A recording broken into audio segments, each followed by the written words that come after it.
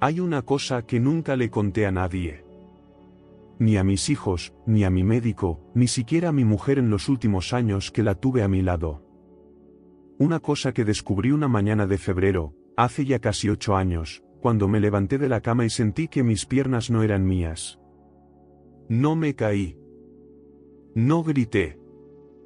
Me quedé quieto, agarrado al cabecero, mirando por la ventana como amanecía sobre los tejados, y pensé, esto ya ha empezado. No sabía qué era esto. Pero lo sentía. Lo sentía igual que cuando uno sabe que una tormenta viene aunque el cielo todavía esté despejado. Llevaba meses ignorando cosas pequeñas, cositas que uno descarta porque tiene cosas más importantes en las que pensar, porque la vida sigue y uno no quiere ser de esos que se quejan por todo. Pero esa mañana, agarrado a la cama a las 7:15, con la luz gris de febrero entrando por los visillos, comprendí que el cuerpo llevaba tiempo hablándome. Y yo, durante meses, había hecho lo peor que puede hacer una persona, no escucharle. Hoy quiero contaros eso. No como una lección de medicina, que para eso ya están los médicos y yo no soy ninguno. Sino como lo que soy, un hombre de 74 años que ha vivido mucho, que ha cometido errores gordos, que ha querido de verdad y que ha perdido cosas que nunca pensó que perdería. Quiero contaros lo que me pasó, cómo llegué a ese momento, y las señales que mi cuerpo me fue dando durante meses antes de que yo me dignara a prestarles atención. Porque estoy convencido de que muchos de vosotros, mientras me escucháis, vais a reconocer alguna de esas señales. Y si es así, quiero que sepáis que no estáis solos, y que todavía estáis a tiempo de escuchar. Me llamo Antonio. Nací en un pueblo de Jaén en el año 1950, el segundo de 4 hermanos, en una casa con patio y una higuera que mi padre plantó el día que nació mi hermano mayor. Mi padre era albañil. Mi madre cosía para los vecinos cuando había trabajo y para nosotros cuando no lo había.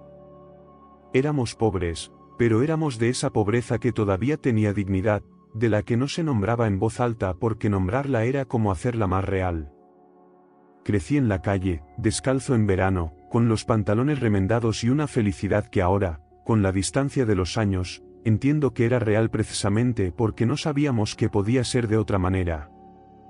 Con 18 años me vine a Madrid. No porque quisiera, sino porque no quedaba otra. El pueblo no daba trabajo, mi padre se había quedado cojo de una caída en una obra y el dinero no alcanzaba para todos. Recuerdo el día que cogí el autobús. Mi madre me había planchado la única camisa buena que tenía, una camisa blanca con un pequeño bordado en el cuello que ella misma había hecho. Me la puso con una solemnidad silenciosa, como si me estuviera vistiendo para algo importante, que lo era.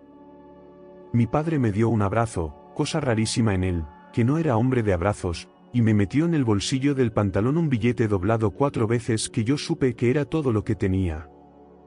No lo conté hasta que el autobús ya había salido del pueblo. Eran 500 pesetas. Me duré casi un mes. En Madrid viví los primeros años en una pensión de Carabanchel con otros 4 chicos de provincias, todos en la misma situación, todos con la misma mezcla de miedo y de ganas. Trabajé en lo que pude, en una fábrica de calzado primero, luego cargando cajas en un mercado, luego como ayudante en una obra, siguiendo los pasos de mi padre sin querer. El trabajo era duro pero yo era joven y la juventud tiene esa cosa maravillosa de que no siente el cansancio de la misma manera. O sí lo siente, pero al día siguiente ya se te ha olvidado. Fue en esa época cuando conocí a Carmen. Tenía yo 23 años y ella 21. La conocí en una verbena de barrio, de esas que ya casi no existen, con una orquesta de 4 músicos y farolillos de colores colgados entre los árboles. Ella estaba con unas amigas y yo con compañeros de la pensión, y hubo un momento, uno de esos momentos que uno no busca y que sin embargo lo cambian todo, en que nuestras miradas se cruzaron y ninguno de los dos apartó los ojos. Así de sencillo fue. Así de misterioso. Porque hay cosas en la vida que no tienen explicación racional y el amor a primera vista es una de ellas, aunque luego la razón intente convencerte de que no existe. Carmen era de Cuenca. hija de un maestro y de una mujer que hacía encajes de bolillos con una habilidad que yo nunca dejé de admirar. Era seria, Carmen. No de esa seriedad que da frío, sino de la que da confianza. Cuando hablaba, pesaban las palabras. Cuando callaba, también. Me enamoré de ella de una manera que no supe nombrar hasta mucho tiempo después, porque yo era de esa generación de hombres a los que nadie había enseñado a poner nombre a lo que sentían. Nos daban el trabajo, el deber, el silencio. Los sentimientos eran cosa de mujeres, decían, y uno crecía creyéndoselo hasta que la vida te ponía delante algo tan grande que ya no cabía en el silencio. Nos casamos en el 74. Una boda pequeña, sin grandes lujos, con el traje de mi cuñado que me quedaba un poco corto de mangas y el vestido que Carmen se hizo ella misma con tela que compró en el rastro. La fiesta fue en casa de sus padres, con tortilla de patatas, croquetas y un pastel que hizo su madre. No hubo viaje de novios. Al día siguiente yo tenía que trabajar. Pero esa noche, sentado al lado de Carmen en aquella mesa pequeña, rodeados de la gente que más queríamos, yo era el hombre más rico del mundo. Lo digo sin exageración. Lo digo porque lo recuerdo con esa claridad nítida que solo tienen los momentos verdaderamente importantes. Vinieron los hijos. Primero Roberto, en el 76. Luego Elena, en el 79. 2 embarazos, 2 partos, 2 madrugadas en un pasillo de hospital esperando, con el corazón fuera del pecho, a que alguien saliera a decirme que todo había ido bien. Ser padre es la cosa más grande que me ha pasado en la vida y también la que más miedo me ha dado. Porque uno puede controlar muchas cosas, pero a los hijos no se les puede controlar, y cuando uno se da cuenta de eso ya es tarde para no quererlos con esa intensidad que a veces duele. Trabajé 32 años en la misma empresa. Una empresa de transportes, primero como administrativo y luego, con los años y los cursos que fui haciendo por las noches, como jefe de logística. No era un trabajo glamuroso. Nadie va a escribir una película sobre un jefe de logística de una empresa de transportes de Madrid. Pero era mío, lo había construido despacio, con esfuerzo, y tenía esa satisfacción sorda y honda que solo entiende quien ha llegado a algo partiendo de nada. Me jubilé en el 2012. Tenía 62 años y pensaba que por delante me quedaba todavía mucho tiempo para hacer todo lo que no había podido hacer antes. Pero aquí empieza la parte que quiero que escuchéis con atención. Porque lo que os voy a contar ahora es importante, y hay una cosa en particular, algo que descubrí casi de casualidad, que cambió completamente la forma en que entendí lo que me estaba pasando. Todavía no os la cuento. Primero necesito que entendáis cómo llegué hasta allí. Cuando me jubilé, Carmen llevaba ya 2 años enferma. Un problema de corazón que había empezado de manera silenciosa, como empiezan muchas cosas importantes en la vida, sin avisar, sin pedir permiso. Al principio era cansancio. Luego dificultad para respirar cuando subía escaleras. Luego, ya, las pastillas, los médicos, los controles mensuales, la lista interminable de cosas que ya no podía hacer. Yo me convertí en su cuidador con la misma naturalidad con que uno asume los roles que la vida te pone delante, sin pensarlo demasiado, porque pensar demasiado a veces es un lujo que no nos podemos permitir. Cuidar a alguien que quieres es un acto de amor. Eso es verdad. Pero también es agotador de una manera que no se parece a ningún otro cansancio. No es el cansancio del trabajo, que tiene horarios y fines de semana. Es un cansancio que no para nunca, que está presente a las 3 de la madrugada cuando te levantas a escuchar si ella está bien, que te acompaña mientras friegas los platos y mientras ves las noticias y mientras intentas dormir. Y en ese cansancio, uno empieza a descuidarse a sí mismo. Empieza a no escucharse. Empieza a ignorar las cosas pequeñas que el cuerpo va diciendo porque hay cosas más urgentes a las que atender. Carmen murió en enero de 2016. Llevábamos 42 años casados. Murió en casa, en la cama que habíamos compartido durante décadas, con Roberto y Elena a su lado y yo agarrándole la mano. Fue un final tranquilo, si es que la muerte puede ser tranquila, y yo estuve a su lado hasta el final y después me quedé sentado en esa silla durante no sé cuánto tiempo, sin llorar todavía, mirando su cara y pensando en todo lo que no le había dicho y en todo lo que ya nunca podría decirle. El duelo es una cosa rara. Tiene su propio tiempo, sus propias reglas, y no respeta los planes que uno hace. Yo creía que lo iba a llevar de una manera, y lo llevé de otra completamente distinta. Los primeros meses fueron de una frialdad extraña, casi de automatismo, los trámites, los papeles, las visitas, las comidas que me traían los vecinos. Hacía las cosas como si me estuviera viendo desde fuera, como si el que iba al banco y firmaba documentos y daba las gracias a la gente fuera otro. Y en cierto modo lo era. Fue en ese periodo, en los meses que siguieron a la muerte de Carmen, cuando empecé a notar las primeras señales. Aunque claro, yo entonces no las llamaba así. Las llamaba cosas raras o directamente no las llamaba nada, porque ni siquiera me detenía a pensar en ellas. La primera fue el sueño. No el insomnio, que eso sí lo habría notado. Sino lo contrario, dormía demasiado. Me acostaba a las 10 de la noche y me despertaba a las 9 de la mañana y aún así me sentía cansado. Me tumbaba en el sofá después de comer y me quedaba dormido 2 horas. Pensaba que era el duelo, que era la tristeza, que el cuerpo necesitaba descanso después de años de cuidar a Carmen. Y puede que en parte fuera eso. Pero también era otra cosa. La segunda señal tardé más en notarla porque era más sutil. Era la sed.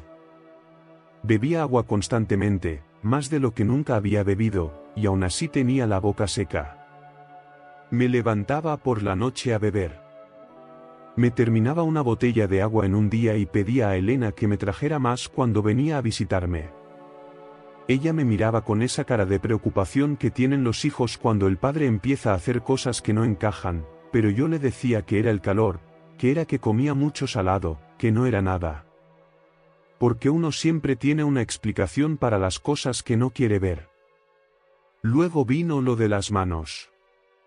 Empecé a notar un hormigueo en los dedos, sobre todo por las mañanas, un cosquilleo raro que se iba durante el día pero que volvía siempre.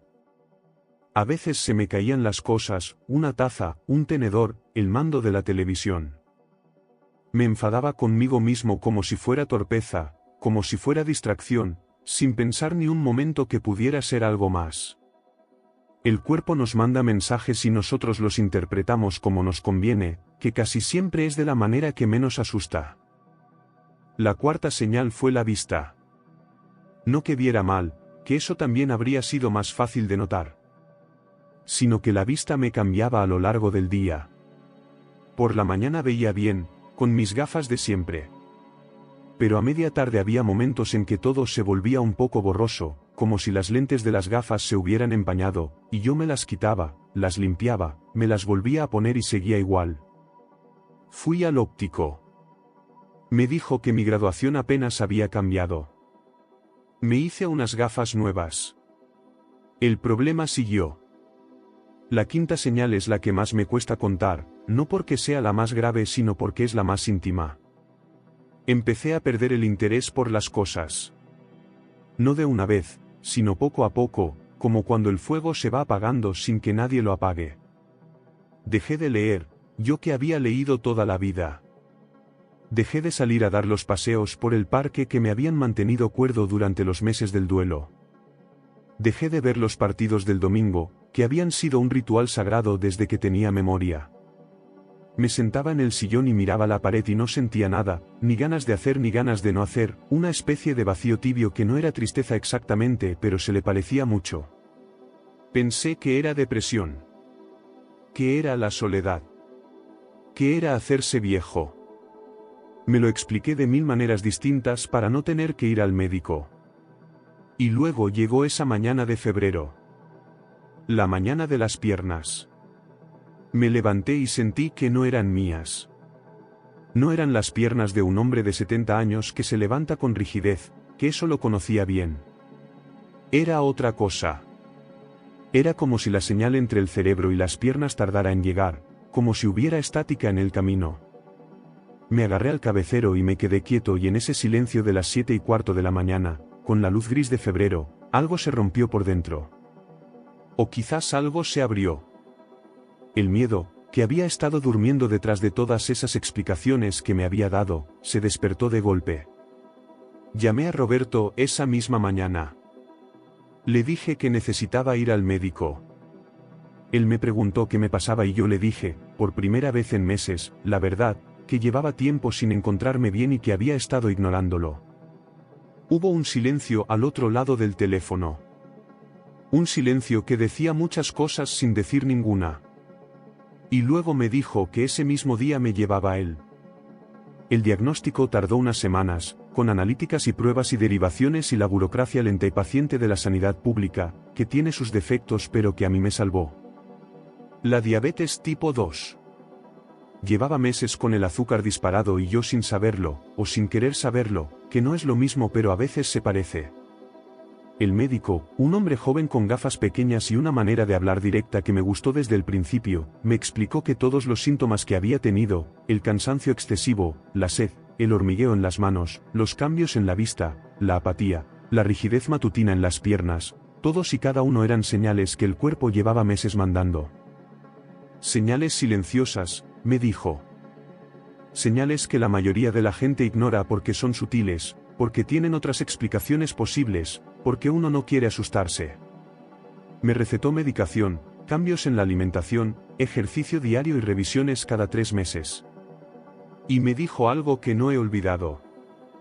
Me dijo, don Antonio, su cuerpo hizo todo lo que podía hacer. El problema es que usted no lo estaba escuchando. Lo dijo sin reproche, con esa serenidad que tienen los buenos médicos.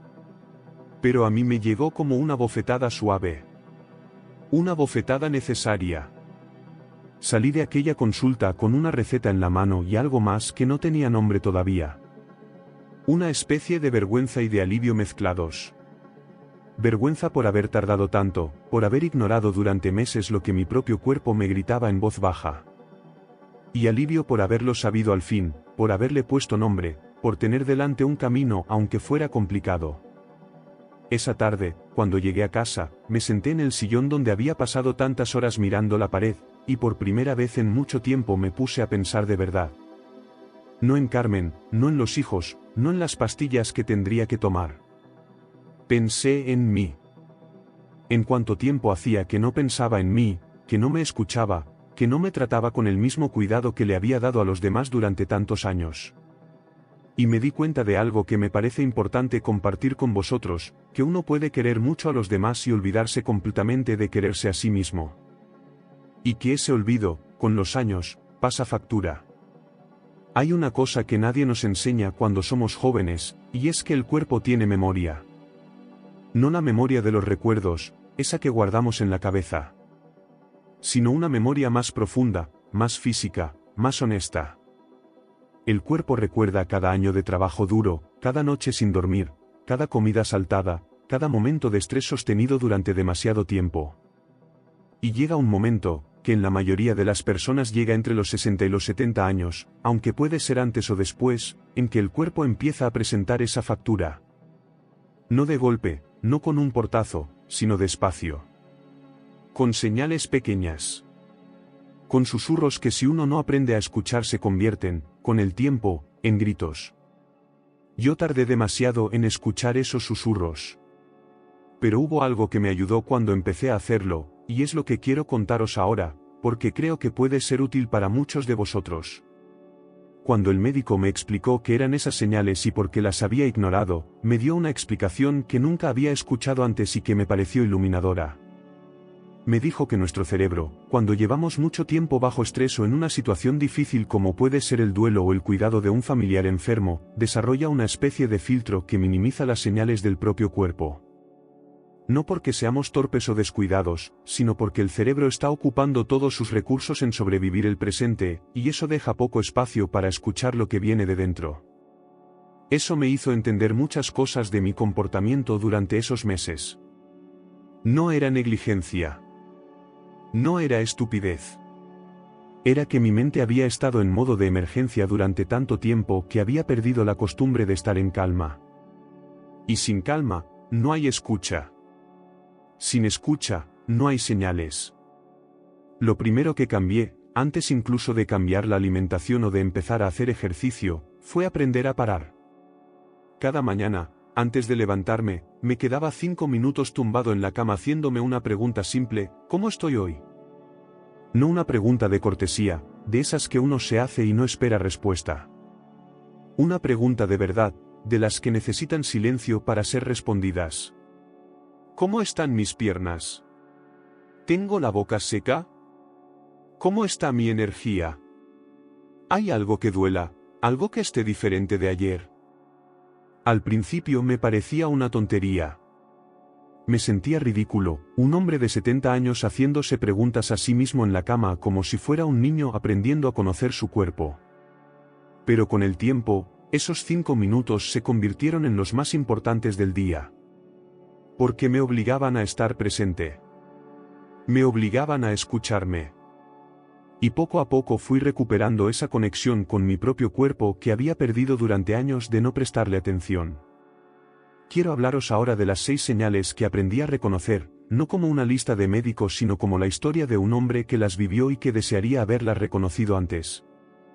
Os las cuento con mis palabras, con la experiencia de quien las ignoró durante demasiado tiempo y que hoy, 8 años después, sigue aquí para poder contarlo.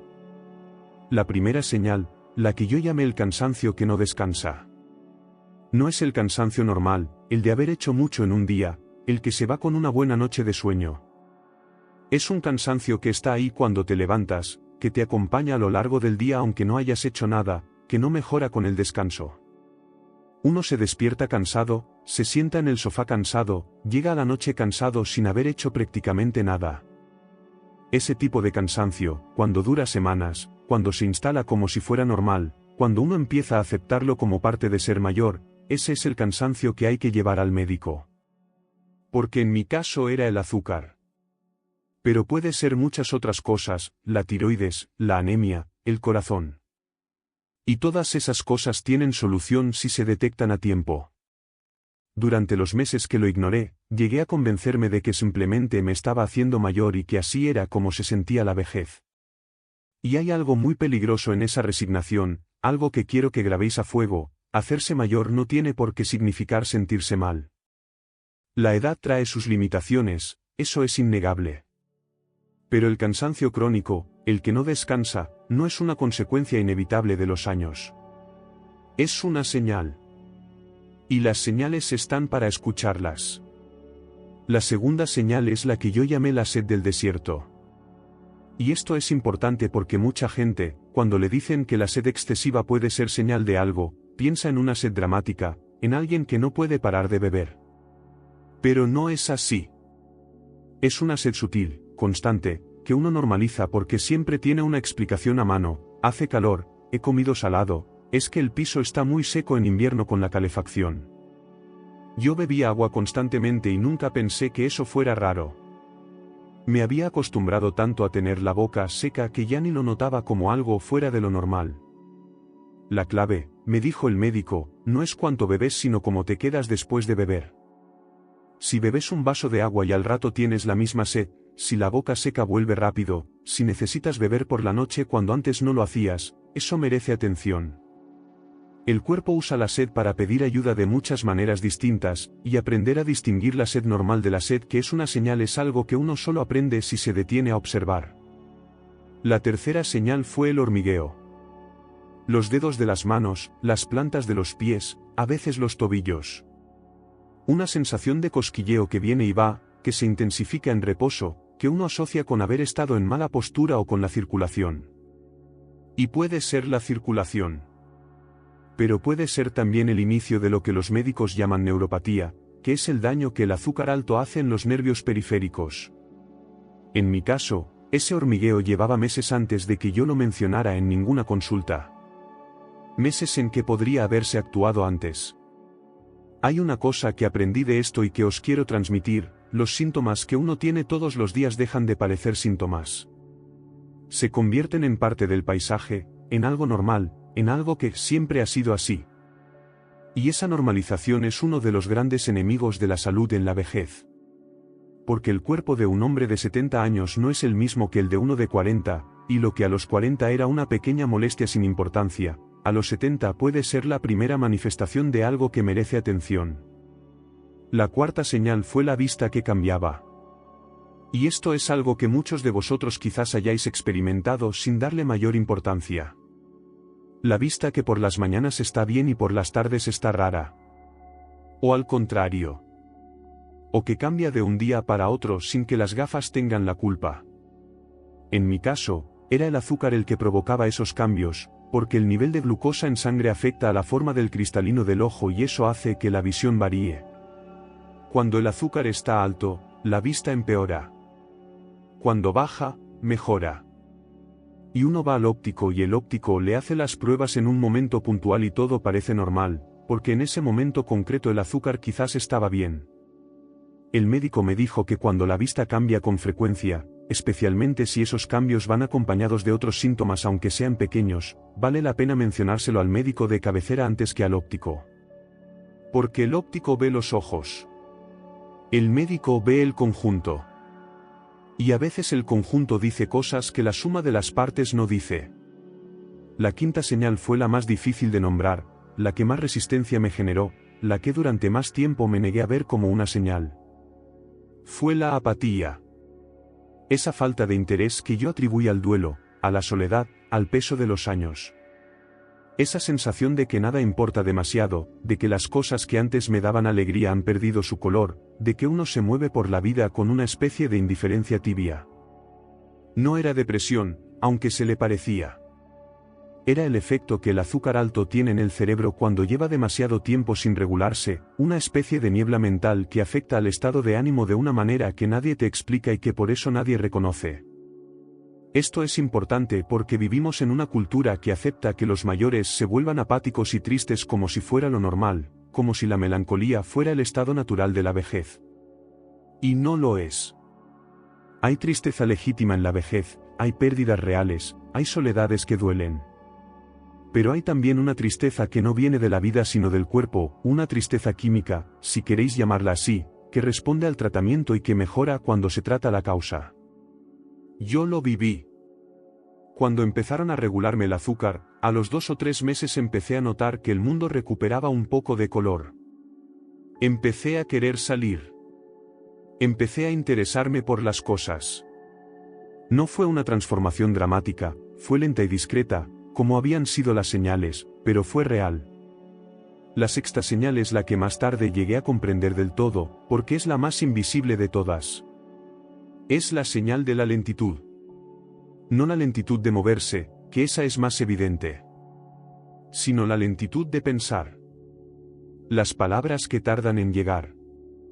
Los nombres que se escapan. Las frases que uno empieza y que a mitad de camino pierden el hilo. Yo lo notaba sobre todo por las mañanas, en las primeras horas del día, cuando la mente parecía no haber arrancado del todo. Lo llamaba estar espeso y me reía de ello con Roberto y Elena como si fuera una broma de viejo. Pero debajo de la broma había algo que me preocupaba y que no sabía cómo nombrar. El médico me explicó que el cerebro consume glucosa, que es su combustible principal, y que cuando los niveles de azúcar en sangre son erráticos, el cerebro trabaja de manera irregular. Los momentos de confusión, de lentitud mental, de dificultad para encontrar palabras, pueden ser consecuencia de esas fluctuaciones. No son señales de demencia, no son señales de que la mente se esté perdiendo, son señales metabólicas que responden al tratamiento. Pero nadie te lo dice si no lo preguntas, y no puedes preguntar lo que no sabes que existe. Han pasado 8 años desde aquella mañana de febrero. 8 años en que he tomado mi medicación cada día, en que he caminado 30 minutos cada mañana por el parque, en que he aprendido a comer de otra manera, no como una penitencia sino como un acto de respeto hacia este cuerpo que me ha llevado 74 años. 8 años en que me he hecho esa pregunta cada mañana antes de levantarme, ¿cómo estoy hoy?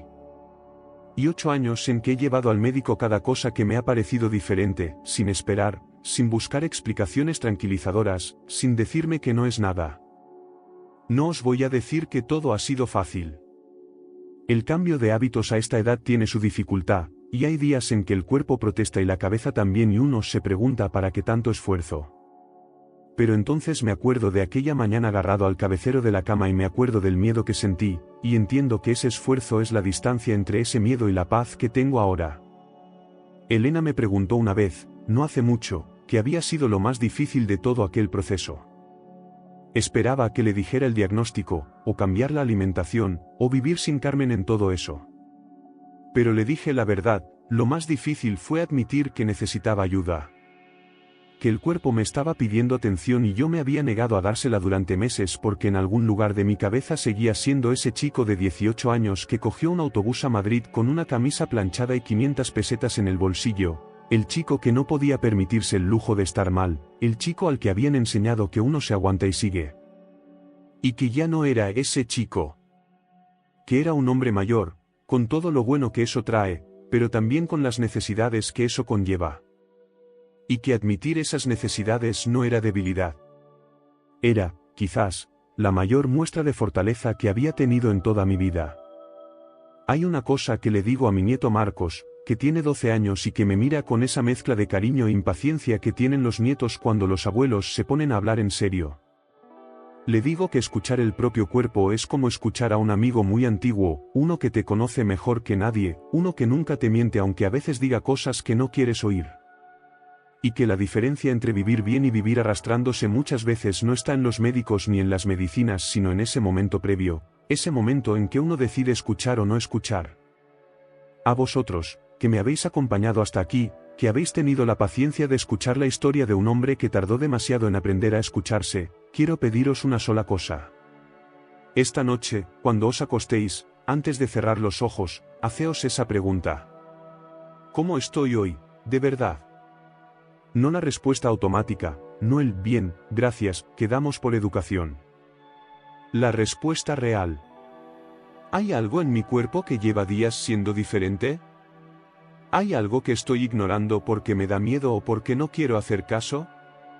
¿Hay algo que le diría a un amigo que fuera a él a contármelo, pero que a mí mismo no me estoy diciendo? Porque el cuerpo siempre habla. Siempre. A veces en voz alta y a veces en susurros. Y la diferencia entre los dos no está en el volumen. Está en si hay alguien dispuesto a escuchar. Carmen siempre decía que las cosas importantes de la vida no llegan con fanfarria. Llegan despacio, con pasos pequeños, casi sin que uno las note. El amor llegó así, en una verbena con farolillos de colores. Y la vida, la verdadera vida, la que vale la pena vivir, también llega así, en pequeños gestos de atención hacia uno mismo, en preguntas que nos hacemos en silencio, en la valentía de levantar el teléfono y decirle a un hijo que algo no está bien. Aquí sigo yo. 74 años, mis pastillas, mis 30 minutos de parque cada mañana, y el recuerdo de Carmen que me acompaña a todas partes. No me quejo. Tengo nietos que me abrazan con una fuerza que parece imposible para sus cuerpos pequeños. Tengo amigos con quienes tomo café los martes. Tengo este rincón donde puedo contaros lo que he vivido con la esperanza de que le sirva a alguien. Y tengo la satisfacción callada de quien aprendió, aunque tarde, a escucharse. Eso no tiene precio.